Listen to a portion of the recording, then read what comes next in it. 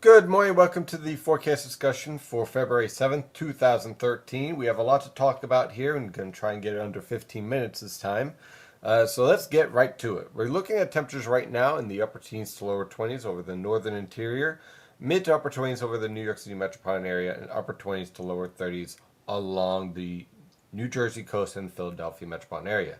Keep an eye on these dew points here. They are signifying very dry air in place, very cold air in place, and that is going to be a very important observation and factor in this entire forecast.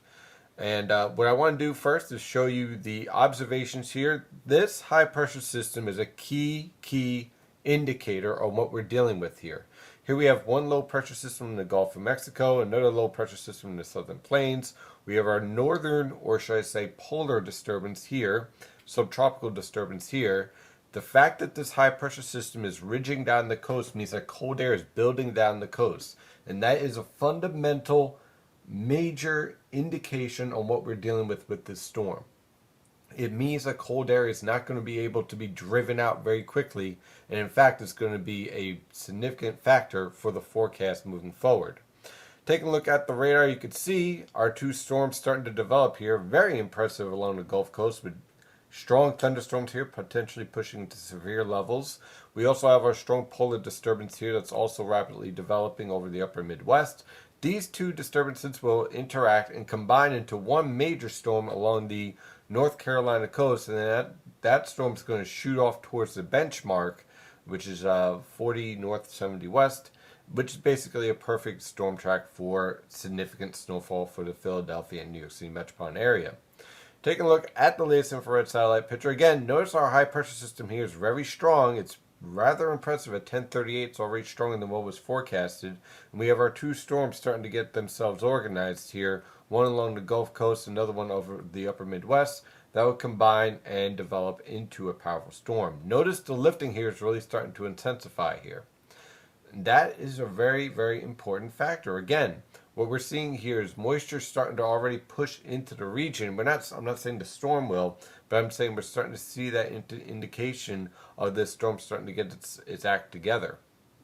Taking a look at the water vapor satellite picture, and this is really important here. What we see here is clearly these two disturbances are in sync as far as timing for the potential for a full phase along the mid-Atlantic coast. And that is a very important factor here, because what that means is that cold air is going to be able to be driven towards the center of this low pressure system, and that means that everyone's going to go over to snow eventually with this storm, and that's going to have a significant impact on your accumulations. So the model of choice I've decided to follow here is the European model guidance.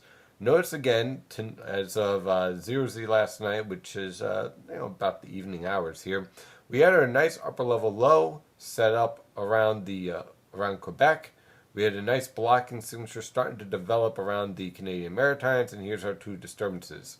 By this evening, we see our ridge pop up around Montana. That drives these two disturbances to interact in phase. We do have enough convergence and confluence to keep our high pressure system locked in. Notice the cold air damming here developing, plenty of moisture being drawn up the coast from the mid levels, and cold air is in place. By tomorrow evening, notice the phase really starting to get its act together here. This storm blows up off of the New Jersey coast tomorrow evening. The phase is already well in play by tomorrow evening, and that's going to drive cold air, and that cold air is able to remain sustained very close to the coast because of our high pressure system to the north. So it's really not going to take a lot of power, a lot of work to drive that cold air towards the coast and change the precipitation over to rain. So this storm lifts out. By the time we get into Saturday evening, everything clears out. High pressure will be in control, and high pressure will be in control through the rest of the weekend.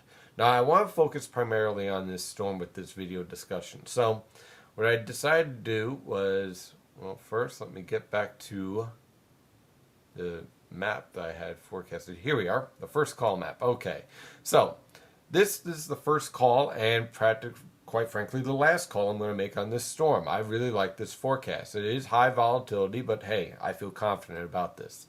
We'll start over in southern New Jersey. I'm looking at precipitation to start tomorrow morning. Now, remember that dry air is going to cause what we call virga. So we're going to see spits of showers and rain and snow showers.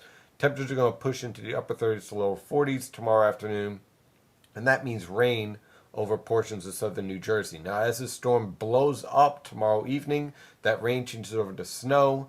Around an inch or so around Cape May County, as much as 4 inches in portions of Ocean County, back towards southwestern New Jersey. Again, this isn't a major storm for you guys around Atlantic City, but it is going to be a very significant storm in terms of coastal flooding. The entire coastline here is going to be dealing with significant coastal flooding, with winds sustained at 10 to 20 miles per hour, gusting over 40 miles per hour. A little bit further north, over the Philadelphia metropolitan area, especially north and west of Philadelphia, and back towards northern Ocean County and southern Monmouth County of New Jersey, I'm looking at 3 to 6 inches of snow, a very tight gradient here in the snowfall. You're going to see snow, sleet, and rain tomorrow afternoon, possibly starting as early as late tomorrow morning. But again, this is going to be very light, more scattered, kind of spitting here and there. The steady precipitation starts tomorrow evening, let's say around 4 or 5 p.m., continuing on through the overnight hours into early Saturday morning, ending around, let's say, about 8 a.m. Saturday morning. That mixed precipitation is going to change over to snow and accumulate anywhere from 3 to 6 inches of snow and become very heavy. Visibilities will fall to near zero at times with the strong winds and the heavy snow on Friday night. So if you have to travel, do so before Friday night. Get home before 7 p.m. on Friday. Further to the west over much of eastern Pennsylvania, I like 3 to 6 inches of snow here.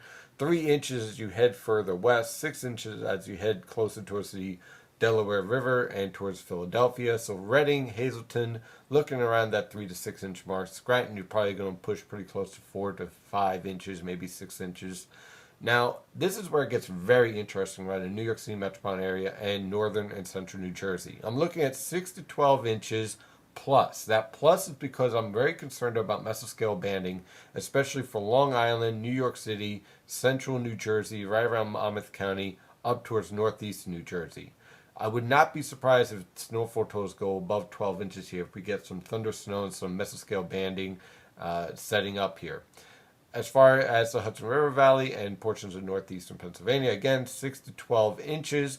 These locations stay mostly snow. New York City and central New Jersey, you're going to be dealing during the late morning hours through the early afternoon hours, a mixed bag of snow, rain, and sleet, changing over to all snow in the evening and becoming very heavy at times with high snow rates anywhere from 1 to 3 inches per hour at times. Do not be surprised by that.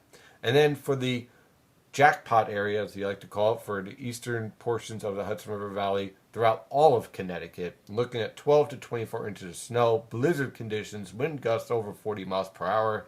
I would not be surprised if someone pushes over 2 feet of snow somewhere, especially over eastern Connecticut here. There's a very nasty storm. Even blizzard conditions, I would not be surprised if this squeezes into portions of eastern Long Island as the storm really blows up.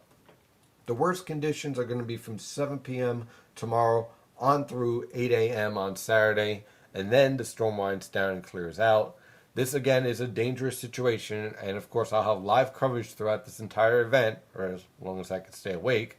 Again, I'm your meteorologist, Stephen DiMartino. You can follow the latest weather information at nynjpaweather.com and nynjpaweather on Twitter and Facebook. Have a great day. Stay safe out there.